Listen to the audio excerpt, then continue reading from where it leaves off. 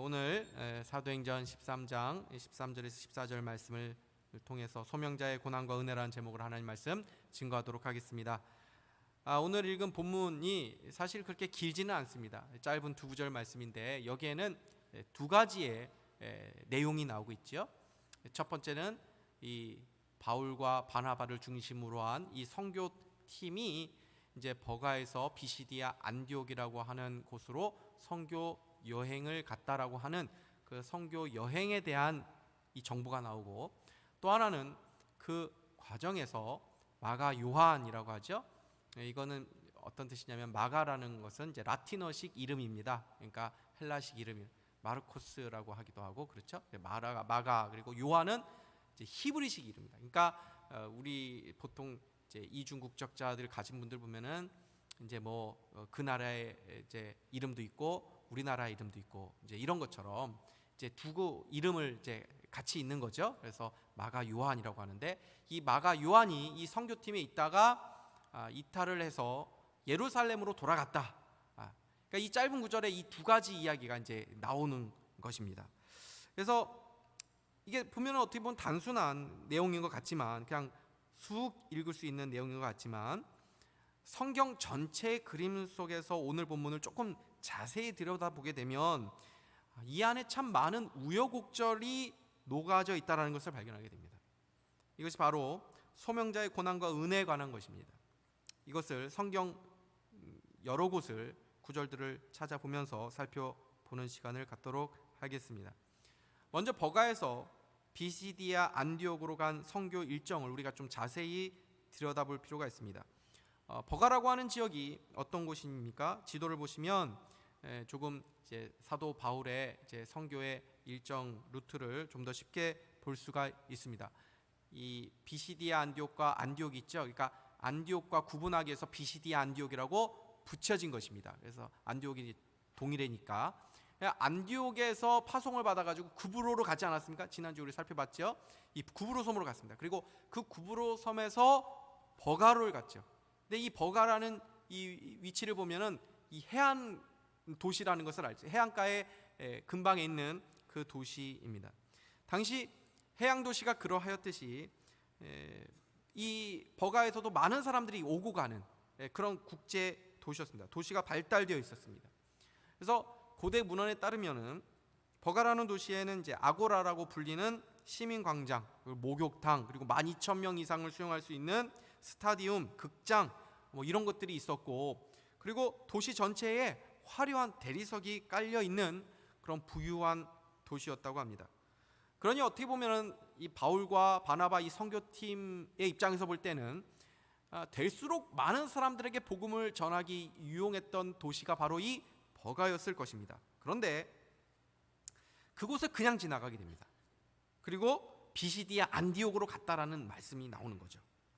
비시디아 안디옥은 평균 해발 1200m, 높게는 3000m나 되는 높은 고원지대에 있습니다. 지금도 이 타우루스 산맥이라고 해서 여기에 이제 트레킹 코스가 있다고 하는데, 이제 두 번째 지도를 보시면은 이 산맥입니다. 그래서 사실은 굉장히 아름다워 보이지만은 이 산맥을 지나간다는 것은 사실은 굉장히 험한 그런 일이었죠. 그래서 쉽게 말하면 우리나라식으로 얘기하면 배 타고 인천에 상륙했는데, 그 인천 도시와 어떤 경기도 일대의 복음을 전하지 않고 그냥 바로 강원도 태백으로 넘어갔다라는 말을 지금 하고 있는 것입니다. 그러니까 이러한 일들을 우리가 생각을 하게 되면 왜 바울과 바나바 이 선교팀이 버가에서 복음을 전하지 않고 비시디아 안디옥으로 바로 가서 거기서 복음을 전했는가 하는 질문을 하게 됩니다.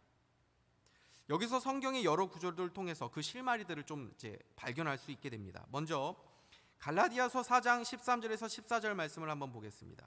이렇게 되어 있습니다. 내가 처음에 육체의 약함으로 말미암아 너희에게 복음을 전한 것을 너희가 아는 바라. 너희를 시험하는 것이 내 육체에 있으되 이것을 너희가 업신여기지도 아니하며 버리지도 아니하고 오직 나를 하나님의 천사와 같이 또는 그리스도 예수와 같이 영접하였도다. 그러니까 바울이 갈라디아 성도들에게 보낸 편지인데, 여기서 내가 너를 처음 만났을 때에 너희가 시험들 정도로 내 육체에 어떤 문제가 있었다라는 것을 말하고 있는 거죠. 그럼에도 너희는 나를 천사처럼 예수님처럼 영접해 주었다 하는 고마움을 지금 표현하고 있는 것입니다. 갈라디아 지역의 바울이 처음 복음을 전했을 때가 바로 오늘 본문 이 무렵쯤입니다. 그러니까 이때 바울의 건강 상태가 좋지 않았다라는 것을 알 수 있는 거죠.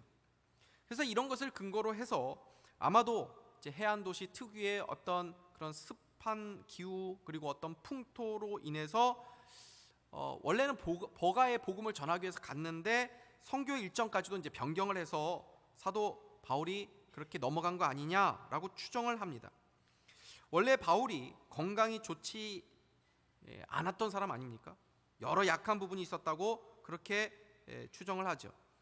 다시 이제 지도를 보시면은 구브로 섬에서 버가로 가는 이 그 바닷길이 제법 멉니다. 이게 300km 정도 되는 그런 거리인데 그 거리를 배 타고 버가까지 가지 않았습니까? 근데 원래 건강한 체력도 아니었는데 안디옥에서 구브로 오는 길도 사실은 바닷길이죠. 만만치 않은 거예요. 그 구브로 섬에서 버가로 가는 길도 사실은 그 짧은 시간에 사실은 그 만만치 않은 그런 여정을 간 것입니다.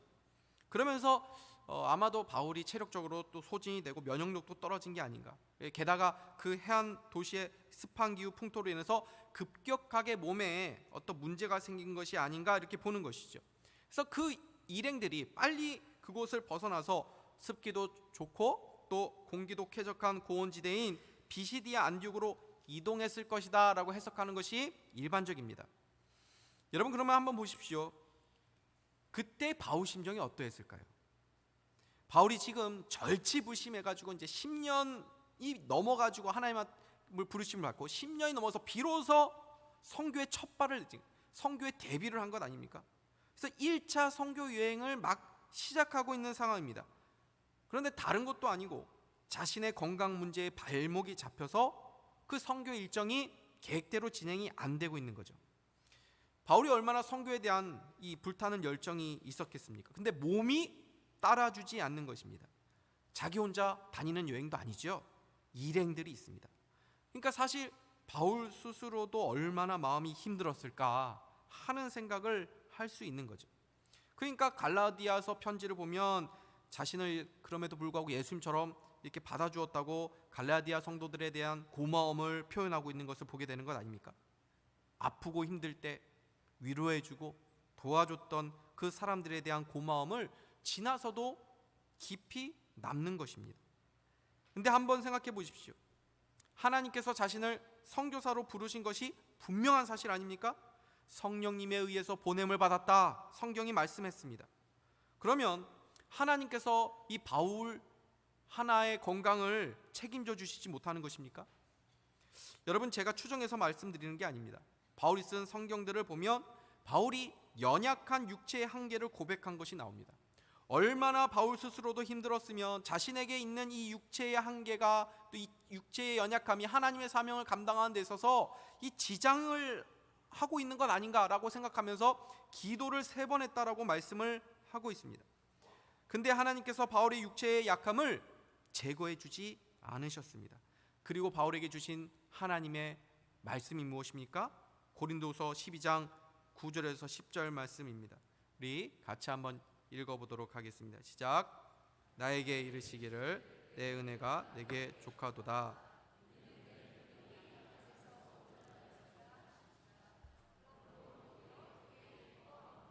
나의 여러 약한 것들에 대하여 자랑하리니 이는 그리스도의 능력이 내게 머물게 하려 함이라.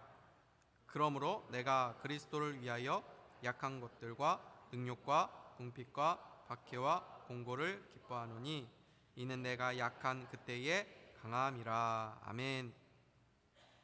내 은혜가 내게 족하다. 이 말씀은 내 은혜가 내게 충분하다라는 의미입니다.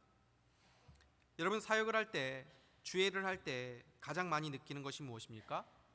외부의 어려움도 있지만 사실 더 어려운 것은 내 안의 한계, 내 안의 연약함을 마주하게 될 때죠. 저도 마찬가지입니다. 제가 목회하면서 가장 힘든 것 중에 하나는 저의 한계를 늘 보게 되는 것입니다. 나의 약함을 보게 됩니다. 그래서 목사들 중에 교만에 넘어지는 사람들이 많다고 생각할 수 있지만 낙심에 넘어지는 목회자들이 훨씬 많습니다. 여러분들도 그렇지 않습니까? 우리가 교만에 넘어집니까? 낙심에 넘어질 때가 더 많지 않습니까? 주회를 하는 분들, 교회를 섬기는 분들이 늘 하시는 말씀이 무엇입니까? 저에게 봉사를 그만두겠다고 이렇게 찾아오시는 분들이 하나같이 하시는 말씀이 자신이 너무 부족하다는 것입니다. 제가 그 마음을 너무나도 잘 압니다. 우리 모두는 주회를 하면서 우리의 한계를 경험할 수밖에 없는 것입니다. 그러나 그 한계와 부족이 오히려 하나님을 의지하는 도구가 될 때에 그 약함이 오히려 강함이 되는 줄 믿으시기를 바랍니다. 바울은 자신의 한계만을 느낀 게 아니었습니다. 주회를 하면서 바울이 경험한 것은 환난이었습니다. 고난이었습니다. 예수를 믿는데도 고난이 찾아옵니까? 그 고난이 무의미한 고난이 아닙니다. 기도하고 말씀대로 살려고 애를 쓰고 교회를 섬기면서 겪는 어려움이 있습니까? 하나님이 기뻐하시는 고난입니다. 낙심하지 마십시오. 오히려 그 고난이 여러분을 강하게 하며 그 고난 속에서 충분한 은혜를 담아 놓으신 줄 믿으시기를 바랍니다. 지금 부족함을 느끼고 있고 어려움과 고난 가운데 있는 분들 계십니까? 내 은혜가 내게 족하다, 충분하다 하시는 이 하나님의 음성을 들을 수 있기를 주님의 이름으로 축복합니다. 그런데 여기서 선교팀 가운데 생긴 어려움이 또 하나 있었습니다. 그것은 바로 마가 요한이 선교팀을 이탈한 것입니다. 13절을 다시 보십시오. 바울과 및 동행하는 사람들이 바보에서 배 타고 밤빌리아에 있는 버가 이르니 요한은 그들에게서 떠나 예루살렘으로 돌아가고. 오늘 성경이 사실 담백하게 마가 요한이 예루살렘으로 돌아갔다라고 담담하게 지나가듯이 말하고 있지만 이것이 선교팀에게 있어서 후에 큰 갈등의 불씨가 됩니다. 사도행전 15장 36절에서 41절 말씀을 보십시오. 며칠 후에 바울이 바나바더로 말하되 우리가 주의 말씀을 전할 각 성으로 다시 가서 형제들이 어떠한가 방문하고자 하고 바나바는 마가라 하는 요한도 데리고 가고자 하나 바울은 밤빌리아에서 자기들을 떠나 함께 일하러 가지 아니한 자를 데리고 가는 것이 옳지 않다 하여 서로 심히 다투어 피차 갈라서니 바나바는 마가를 데리고 배 타고 구브로로 가고 바울은 신라를 택한 후에 형제들에게 주의 은혜에 부탁함을 받고 떠나 수리아와 길리기아로 다니며 교회들을 경고하게 하니라. 그러니까 이거는 이제 2차 선교 여행을 이제 시작하려고 하는 것이거든요. 우리 이제 1차 여행하면서 이렇게 복음을 전한 그곳에 한번 돌아보자, 다시 한번 돌아보자 하면서 2차 여행을 이제 시작하고자 하면서 선교팀을 꾸리는데 여기서 바나바 바울 가운데 충돌이 일어나죠. 누구 때문에요? 마가 때문입니다. 바울의 말을 다시 보십시오. 밤빌리아에서 자기들을 떠나, 밤빌리아 이 버가를 말하는 것입니다. 다시 한번 본문을 보여주십시오. 방금 읽은 본문.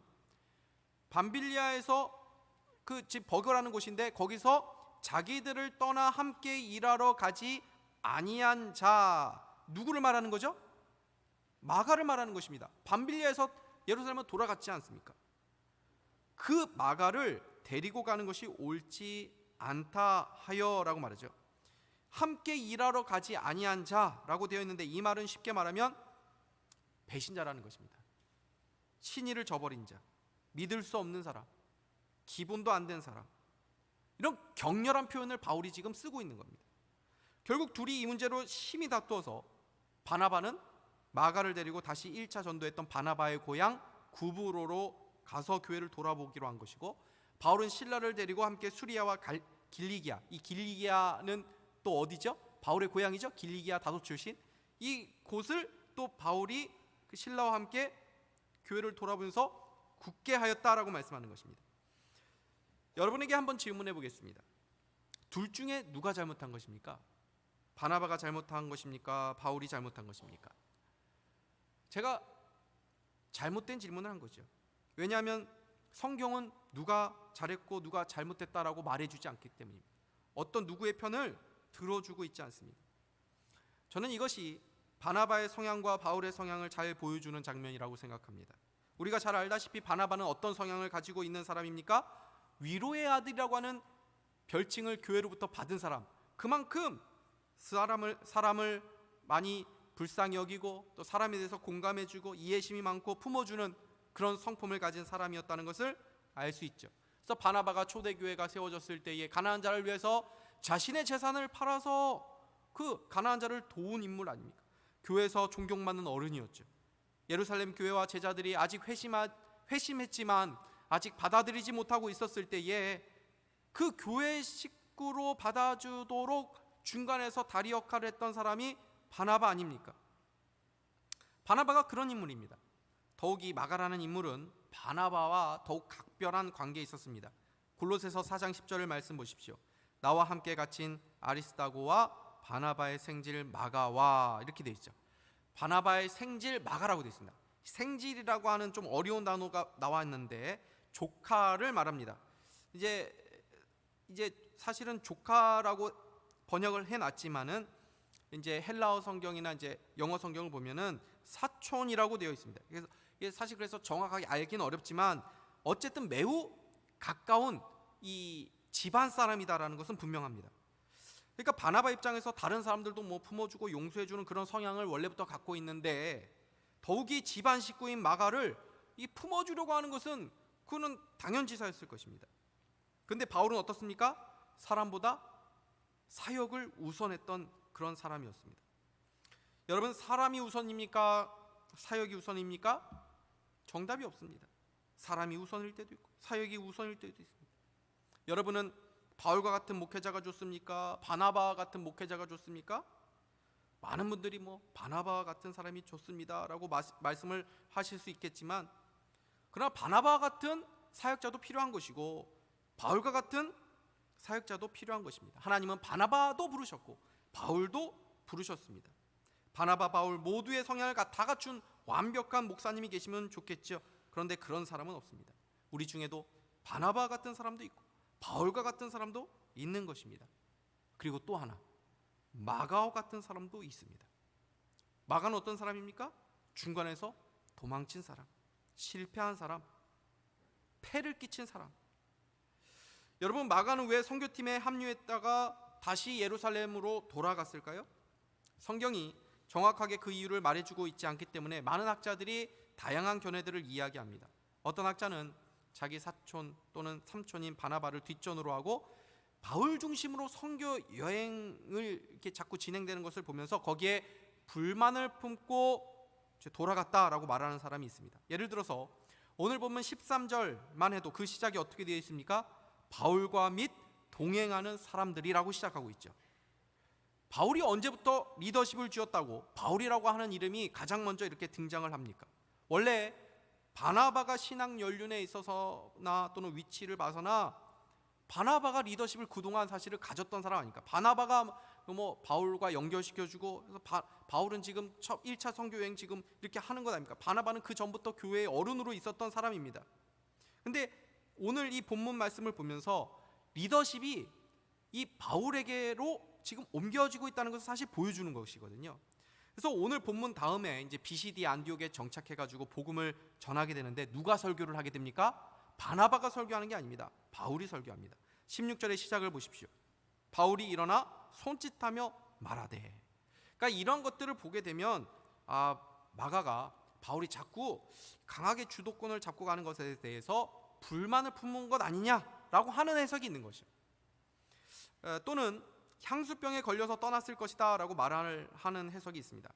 마가에 대한 성경의 여러 정보들이 있죠. 마가가 누구인가 하는 것을 성경을 통해서 우리가 많이 알게 됩니다. 마가 하면 무엇이 떠오르죠? 마가의 다락방. 사실 정확하게 말하면 마가의 다락방이 아닙니다. 마가의 어머니 마리아의 다락방입니다. 근데 우리는 주로 마가의 다락방이라고 알고 있죠. 왜냐하면 성경은 여성의 이름을 붙여가지고 뭘 하기보다는 이 남성 중심으로 기록이 되어 있기 때문입니다. 그러면은 마가의 아버지의 이름이 나올 법도 한데 마가의 아버지의 이름을 말하면서 그의 다락방이라고 하지 않고 마가의 다락방이라고 이야기한 것을 보면 아마도 마가의 아버지가 일찍 돌아가셨을 것이라고 추정을 합니다. 마가는 아버지가 안 계신 외동 아들이었다는 것입니다. 그런데 당시 다락방이 있다는 것은 나름대로 부유한 사람이라는 것을 말해주죠. 여기서 이제 성인만, 이렇게 남자만 120명이니까 사실 많은 사람들이 들어와서 기도할 수 있는 큰 공간을 이 마가가 가지고 있었다는 것을 말해줍니다. 그리고 베드로가 감옥에 갇혀 있을 때 사람들이 마가의 집에 모여 있지 않았습니까? 근데 베드로가 탈출했을 때 이 로데라고 하는 여종이 베드로를 마중 나가지요. 그러니까 그 집안에 가사도우미가 있었다라는 것도 알게 됩니다. 그리고 베드로가 대문을 이용하고 있었다고 나오죠. 그러니까 이 모든 것을 보면 한마디로 마가는 부잣집 외동아들 도련님쯤 되는 사람이라고 생각할 수 있는 거죠. 그러니까 별 어려움도 모르고 자란 젊은입니다. 근데 나름 신앙이 있는 젊은입니다. 자기 집에 베드로도 막 오고 막 예수님의 막 제자들이 막 밥 먹듯이 뭐 드나들고, 유명한 목사님 오시면 자기 어머니가 자기 집에 초대해가지고 식사 대접도 하고 뭐 숙소도 대접하고, 그러면서 마가에게도 좀 안수기도 좀 해주십시오. 이건 제가 지어서 하는 말입니다. 뭐 그런 집안 분위기에서 자라난 신앙 좋은 젊은이였을 것이라고 생각할 수 있는 것입니다. 그러니 사실 자기 나름대로 열정을 가지고 선교에 동참할 수 있었겠죠. 그런데 선교팀에 합류해서 현실을 보니 어떻습니까? 이게 자기 머릿속에서 그려졌던 그 이상적인 낭만적인 그런 게 아닙니다. 300km를 막 배 타고 가고 해발 3000m, 아까 전에 보았던 그러한 산맥을 막 지나갑니다. 그러한 산맥에는 막 강도들도 많고 야생 짐승들도 많지 않습니까? 그러니까 한 번도 태어나서 경험해보지 못한 생명의 위협을 막 느끼고 온갖 어려운 일을 막 경험하게 되는 것입니다. 그러면서 막 내가 제정신이 아니었지 뭐 이런 생각도 혹시 해볼 수 있는 거 아닙니까? 근데 그런 상태에서 바울은 또 어떤 상태에 있었습니까? 건강이 좋지 않습니다. 그 선교팀에서 그래도 가장 젊은 사람, 막내가 이 마가인데, 그러면 바울 옆에서 좀 돌봐주면서 꾸준히 일을 해주면 얼마나 좋습니까? 근데 그런 상황에서 마가가 예루살렘으로 도망간 것입니다. 아니 목사님, 그래도 성경에서 도망갔다라고 표현까지 하고 있지 않은데 좀 과하게 말씀하시는 것 아닙니까? 물론 그럴 수도 있습니다. 그런데 오늘 본문을 자세히 살펴보면 마가가 돌아간 것에 대해서 좀 이 성경이 부정적인 뉘앙스로 이야기하고 있다는 것을 어느 정도 알 수 있습니다. 13절을 다시 보십시오. 요한은 그들에게서 떠나 예루살렘으로 돌아가고, 그냥 예루살렘으로 돌아갔다라고 말한 것이 아니라 그들에게서 떠나라고 하는 말을 덧붙여 놓았습니다. 그리고 돌아가고라고 했는데, 여기서 돌아가다라고 하는 단어는 단순히 그냥 돌아갔다 이 말이 아니라 가버리다, 떠나버리다, 물러나다, 그런 뜻의 단어입니다. 제가 이 단어가 신약 성경에 어떻게 쓰여졌는가를 찾아봤습니다. 이 단어가 신약 성경에 딱 3번 나옵니다. 오늘 본문에 나오고 또 한 번은 마태복음 7장 23절인데 이렇게 되어 있습니다. 그때 내가 저희에게 밝히 말하되 내가 너희를 도무지 알지 못하니 불법을 행하는 자들아 내게서 떠나가라. 여기서 나옵니다. 그리고 마지막으로 누가복음 9장 39절인데 귀신이 저를 잡아 졸지에 부르짖게 하고 격려를 일으켜 거품을 흘리게 하며 심히 상하게 하고야 겨우 떠나가니라. 여기서 한 번 씁니다. 이렇게 3번 쓰입니다. 그러니까 오늘 본문에 나오는 이 돌아갔다라고 하는 이 단어가 굉장히 조금 여기서는 순화되어서 표현하고 있지만은 이 단어는 굉장히 부정적으로 쓰여졌던 단어고 완전한 결별을 뜻하는 그러한 단어인 것입니다. 그러니까 이것을 뒷받침해주는, 이렇게 좀 부정적으로 이렇게 나갔다라는 것을 뒷받침해주는 또 하나의 근거가 사도 바울이 2차 선교 여행을 하면서 마가에 대해서 함께 일하러 가지 아니한 자를 데려갈 수 없다라고 말을 하면서 바나바와 극렬하게 충돌하는 모습을 보여준 것이죠. 그러니까 정확하게 마가가 무슨 이유로 팀을 떠나서 예루살렘으로 돌아갔는지는 알 수 없어도 우리가 분명하게 알 수 있는 사실은 그것이 최소한 바울에게는 납득이 되지 않았다는 것입니다. 바울도 지금 몸이 좋지 않은 상황이죠. 마가만 힘든 것이 아닙니다. 바울도 힘들고 바나바도 힘들었을 것입니다. 그럼에도 바나바와 바울은 계속 선교를 이어갑니다. 왜 그런 것일까요? 바나바와 바울이 마가 요한보다 체력이 더 좋아서였습니까? 아니죠. 오히려 가장 젊은 마가가 체력은 더 좋았을 것입니다. 그럼 바나바와 바울이 더 인내심이 많았기 때문입니까? 여러분, 바울이 얼마나 불같은 사람입니까? 그러면 무엇이 이 동일한 상황에서도 누구는 계속 사명을 감당하게 하고 누구는 그 사명의 자리를 떠나게 했는가? 그 차이가 무엇인가 하는 것입니다. 바로 소명의식입니다. 하나님의 부르심에 대한 확신입니다. 하나님이 부르신 부르심의 자리들이 있습니다. 우리에게도 남편의 자리, 아내의 자리, 이런 우리의 자리들이 다 있죠. 하나님이 부르신 자리들입니다. 교회에서 직분자의 자리, 다 하나님이 부르신 자리입니다.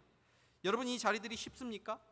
남편의 자리, 아내의 자리, 이 자리들이 결코 쉬운 것이 아닙니다. 사랑이라고 하는 것은 감정이 아니죠. 주님이 우리를 한 아내의 남편으로, 한 남편의 아내로, 이 가정의 부모로 부르시고 보내셨다는 이 소명의식이 가정을 지키게 하는 것입니다. 주님의 일을 한다는 것, 사명을 감당하는 것이 즐겁게만 할 수 있는 것이 결코 아니죠. 정말 어떤 이름 있는 전통적인 교회에서 목회를 잘 하고 계시다고 알려진 50대 초반의 젊은 목사님이 개인적으로 그런 고백하시더라고요. 목회가 너무 고통스럽다고, 할 수만 있으면 도망가고 싶다고. 여러분, 하나님이 부르신 자리가 그렇게 만만치 않습니다. 그러나 누가 끝까지 그 사명을 감당합니까? 소명을 끝까지 붙잡는 사람입니다. 하나님이 나에게 저 남편을 주셨지, 저 아내를 주셨지, 우리 부모님을 주신 것이지, 이 교회에 나를 불러주신 것이지, 나를 주님의 몸된 이 산상교회 직분자로 세워주셨지, 나를 교사로 세워주셨지. 이 소명의식을 가진 사람이 어려움이 있어도 그것을 견디고 그 자리를 지켜가는 것입니다. 이 소명의식이 없으면은 사람이 나를 좀 마음 상하게 하고 이런저런 기분 나쁜 소리 들으면 내가 뭐하러 이런 소리 들으면서 여기 있나 하면서 그 자리 쉽게 떠나는 것입니다. 교회를 쉽게 옮기시는 분들이 계실 수 있죠. 그런데 그런 분들 보면 어디 가도 정착을 못 하시더라고요. 왜요? 어느 교회에 가도 힘든 일은 다 있기 때문입니다. 교회가 늘 평안합니까? 어려움이 있을 때도 있는 것입니다. 그러나 결국 고목처럼 한 자리를 지키시는 분들은 다 보면 소명의식이 있는 사람들입니다. 이것이 내 소명이다, 하나님이 부르신 곳이다, 그렇게 믿는 사람들이 이탈하지 않는 것입니다. 근데 보십시오, 마가의 모습이 여기서 끝나지 않습니다. 사도행전 맨 마지막 보면 선교여행 중에 이제 사도 바울이 옥에 갇히는 것을 보게 됩니다. 이것이 사도 바울의 첫 번째 옥살이거든요. 그리고 다시 풀려나가지고 이곳저곳 복음 전하다가 로마 당국에서 다시 붙잡히게 됩니다. 다시 감옥에 갇히게 됩니다. 그 두 번째 감옥에 갇혔을 때에 사도 바울이 순교를 하게 됩니다. 이때 사도 바울이 죽음을 앞두고 마지막 쓴 편지가 디모데후서입니다. 근데 이 디모데후서를 보면 마가 요한의 이름이 다시 등장합니다. 디모데후서 4장 11절 말씀입니다. 우리 같이 한번 읽어보도록 하겠습니다. 보여주십시오. 디모데후서 4장 11절 말씀 제가 읽겠습니다. 누가만 나와 함께 있느니라. 내가 올 때에 마가를 데리고 오라. 그가 나의 일에 유익하니라. 사도 바울의 생애 끝자락에 2차 선교여행을 준비하면서 절대로 데려가서는 안 되는 사람이다, 함께 할 수 없는 사람이다, 배신자다, 신의를 저버린 사람이다, 기본도 안 된 사람이다 라고 평했던 그 마가를 거론하면서 마가를 데려와라. 왜? 그가 나에게 유익한 사람이다 라고 말하고 있는 거죠. 무슨 일이 있었을까요? 그 과정 가운데 우리가 아까 전에 읽었던 골로새 4장 10절을 다시 한번 보십시오. 나와 함께 갇힌 아리스다고와 바나바의 생질 마가와 그다음에 가로친 부분을 보시면 이 마가에 대하여 너희가 명을 받았음에 그가 이르거든 영접하라. 이 가로친 부분을 보면 명을 받았음에 그가 이르거든 영접하라 라고 되어 있습니다. 당시 골로새 교회 안에 마가에 대한 부정적인 이미지를 가지고 있던 사람들이 있었다는 것입니다. 왜요? 당연하죠. 선교여행 첫 번째 하면서 중간에서 일탈했던 일들이 교회 안에도 이 마가의 행동이 알려지게 되지 않았겠습니까? 그러니 마가에 대한 안 좋은 평판들이 있었을 것입니다. 그래서 사도 바울이 그것을 생각하고 골로새 교회에 마가를 보내면서 그를 환영해라, 받아줘라, 영접해라 라고 권면하는 것입니다. 사도 바울은 비록 이 당시만 해도 마가는 안 되는 사람이야 라고 했지만 완전히 마가를 버린 것이 아닙니다.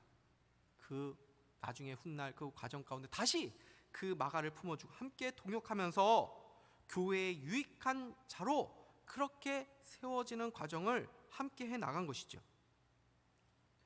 여러분, 우리는 어떤 한 사람이 잘못하면 그것을 평생 그 사람의 꼬리뼈처럼 붙여놓을 때가 있지 않습니까? 사람은 잘 안 변해 라고 하면서 판단을 내려버립니다. 과거에 그렇게 했던 사람 하고 낙인을 찍어버리는 것입니다. 근데 성경 보십시오. 베드로나 바울이나 마가나 모두 복음 안에서 변화된 사람들이라는 것을 보게 됩니다. 마가는 마지막 바울이 죽기 직전에 나에게 유익한 사람이다라는 평가를 받습니다. 그냥 저 사람은 나에게 무익한 사람이야, 도움이 안 되는 사람이야, 함께 일할 수 없는 사람이야 라고 거기서 끝나지 않고 그렇게 생각했던 사람도 훗날 나에게 유익한 사람이라 라고 말할 수 있는 사람이 될 수 있다는 것입니다. 여러분, 마찬가지입니다. 우리도 저 사람은 거리를 둬야 돼, 저 사람은 나에게 도움이 안 되는, 함께 한 거는 불편한 사람이야, 그렇게 끝까지 가서는 안 됩니다. 그 사람이 나중에 나에게 도움이 되는 사람이야, 나에게 유익한 사람이야 라고 바뀔 수 있다는 것을 믿을 수 있기를 바랍니다. 이것이 바로 하나님의 일하시는 방식입니다. 하나님은 하나님 나라의 방해가 되고 교회를 박해 했던 바울도 교회의 유익한 자로 바꾸셨습니다. 마가가 훗날 얼마나 하나님 나라를 위해서 귀하게 쓰여집니까? 마가가 쓴 성경이 뭡니까? 마가복음. 그렇죠? 예, 마가가 또 다른 거 쓴 거는 없죠. 마가복음. 이 마가복음이 마태, 마가, 누가, 요한 이 사복음서라고 하는데 이 사복음서 중에서 가장 먼저 쓰여진 것이 이 마가복음입니다. 그리고 많은 학자들이, 신학자들이 이 마가복음을 기초로 해서 마태, 또 누가, 요한 참고해 가지고 썼을 것이다 라고 말해요. 얼마나 중요한 일을 이 마가가 한 것입니까? 그리고 전승에 따르면 마가는 바나바와 함께 구브로에서 순교한 것으로 전해집니다. 한때는 선교하다가 도망쳤던 이 사람이 마지막에는 바울처럼 영광스러운 순교자의 반열에 올라서게 되죠. 여러분, 어떻게 이런 변화의 역사가 일어날 수 있는 것입니까? 사람의 의지와 노력으로 되는 게 아닙니다. 마가가 처음에 바울과 함께 선교 간다고 했을 때도 나름대로 자기 마음에는 열정이 있었겠죠. 진심으로 그렇게 했겠죠. 의지도 있었을 것입니다. 그러나 사람의 의지와 열정으로 되어지지 않는다는 것을 그가 이 일을 통해서 뼈저리게 깨닫게 되었을 것입니다. 결국 사람의 의지와 열정으로 되어지는 것이 아니죠. 하나님의 의지와 열심으로 되어지는 것입니다. 여러분, 이 하나님이 우리의 소망이신 것이죠. 내 힘으로 사람 변화시킬 수 있습니까? 내 힘으로 내 자신도 변화시킬 수 없습니다. 그러나 하나님은 우리를 포기하지 않으시고, 우리가 포기하고 싶은 그 사람, 우리가 이미 판단을 내린 그 사람도 포기하지 않으시고 지금도 우리를 통하여 하나님의 역사를 이루어 가시는 줄로 믿으시기를 바랍니다. 그것은 예수 그리스도께서 우리를 위해서 죽으시고 우리를 구원하셔서 우리를 자기의 것으로 삼으셨기 때문입니다. 오늘 이 짧은 구절 속에 우리는 참 만만치 않은 하나님의 부르심의 자리를 보게 됩니다. 바울이나 바나바나 또 마가나 하나님의 사람으로 부르심을 받았지만 그들은 그들의 약함을 맞이할 수밖에 없었고 한계와 장애를 또한 만나게 되었습니다. 그러나 그것을 넘어서서 하나님의 은혜가 그들 가운데 있음을 또한 보게 됩니다. 하나님은 그 모든 일을 결국 합력하여 선이 되게 하시는 능력의 하나님, 구원의 하나님, 좋으신 하나님이신 줄로 믿습니다. 오늘도 이 믿음 가지고 우리에게 주어진 그 자리에서 하나님의 은혜로 모든 것을 이기며 소망 가운데 사명을 감당하는 우리 모두가 다 될 수 있기를 주님의 이름으로 축복합니다.